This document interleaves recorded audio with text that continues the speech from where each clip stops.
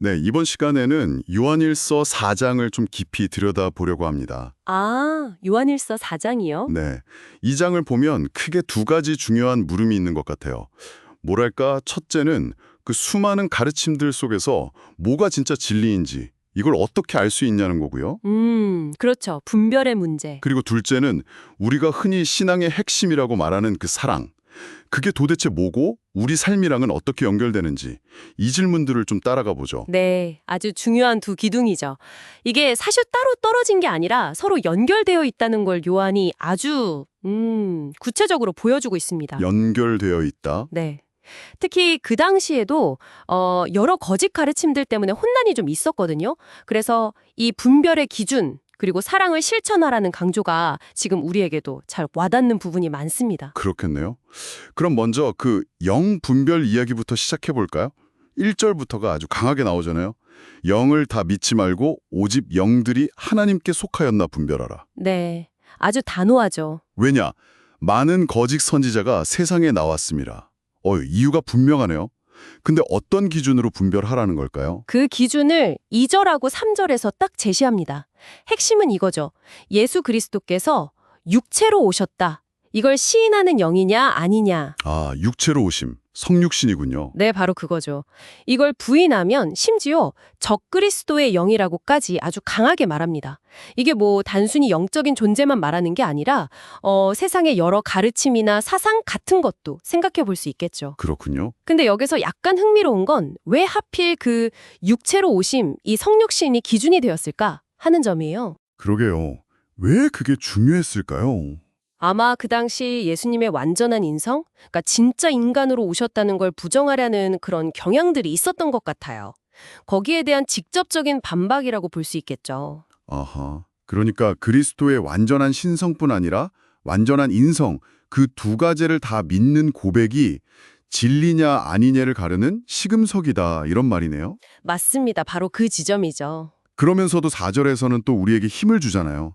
너희 안에 계신 이가 세상에 있는 자보다 크심이라. 네, 이 말씀 참 위로가 되죠. 그러니까 이 분별의 기준만 제대로 안다면 우리가 뭐 그렇게 두려워할 필요 없이 진리랑 거짓을 가려낼 수 있다. 이런 자신감을 주는 것 같아요.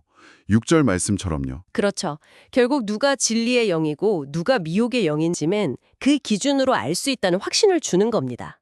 그리고 그 진리의 근원이신 하나님께로 자연스럽게 이제 시선이 옮겨가죠. 네, 그러면서 이제 2장의 두 번째 핵심 주제, 사랑 이야기로 넘어가네요. 맞습니다. 사랑이죠. 7절에서 우리가 서로 사랑하자 이렇게 권면하면서 아마 요한일서에서 가장 유명한 구절 중 하나일 텐데요. 8절. 네, 하나님은 사랑이심이라. 와, 이 선언 정말 무게감이 다릅니다.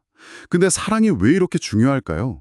본문에서는 사랑은 하나님께 속한 것이기 때문이라고 하는데요. 7절. 이게 정확히 무슨 의미일까요? 말 그대로 하나님의 본질, 그 속성 자체가 사랑이라는 의미겠죠. 그냥 하나님은 사랑이 많으시다 정도가 아니라 하나님 이퀄 사랑이라는 등식 같은 느낌이랄까요? 본질 자체가 사랑이다. 네. 그리고 그 사랑이 그냥 추상적인 게 아니라 어떻게 구체적으로 우리에게 나타났는지를 9절, 10절이 딱 보여줍니다. 아, 그 독생자 이야기. 그렇죠.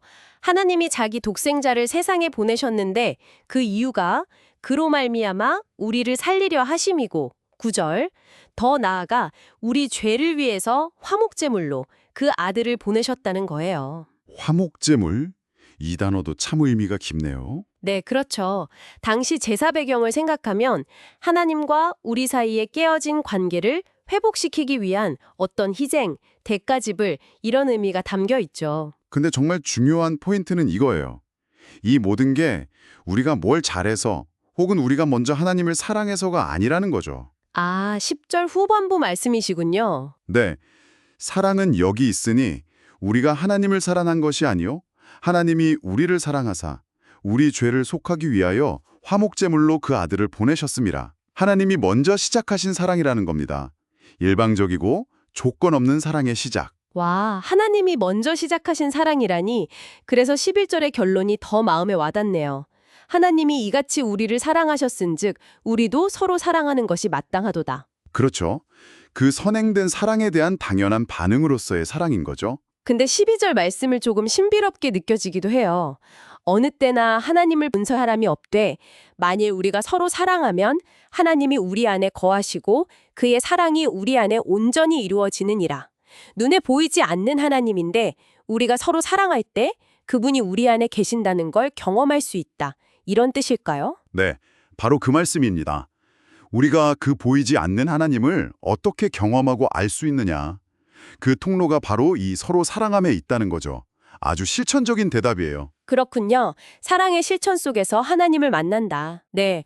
어떻게 하나님이 우리 안에 계신 걸 아냐는 질문에 대한 답이 13절에서는 그가 우리에게 성령을 주셨기 때문이다 라고 하고 또 15절에서는 누구든지 예수를 하나님의 아들이라 시인하면 하나님이 그의 안에 거하시고 그도 하나님 안에 거한다고 말하잖아요. 아, 믿음의 고백. 네.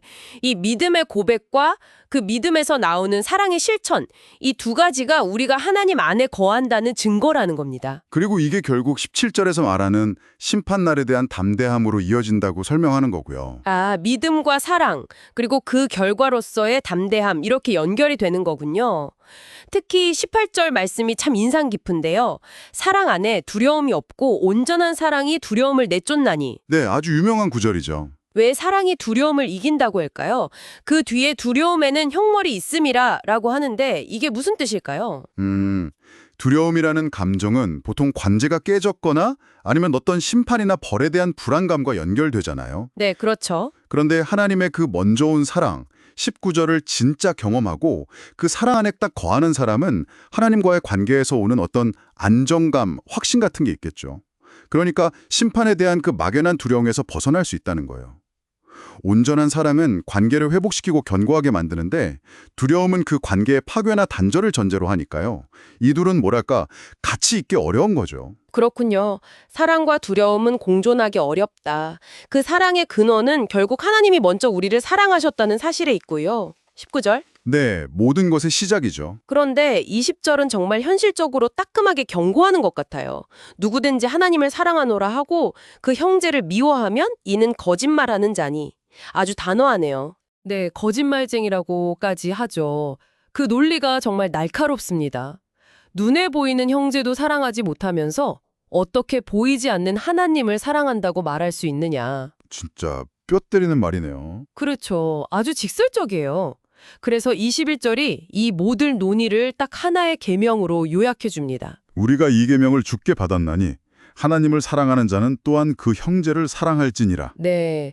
믿는다고 말하는 것과 실제로 그렇게 살아가는 것, 이게 절대 분리될 수 없다는 걸 명확하게 못 박는 겁니다. 결국 요한일서 4장은 예수 그리스도에 대한 그 올바른 믿음이 진리냐 아니냐를 가르는 핵심 기준이고 동시에 그 믿음은 반드시 형제를 사랑하는 구체적인 행동으로 드러나야만 진짜다라는 아주 강력한 메시지를 우리에게 던져주고 있는 거네요. 그렇습니다.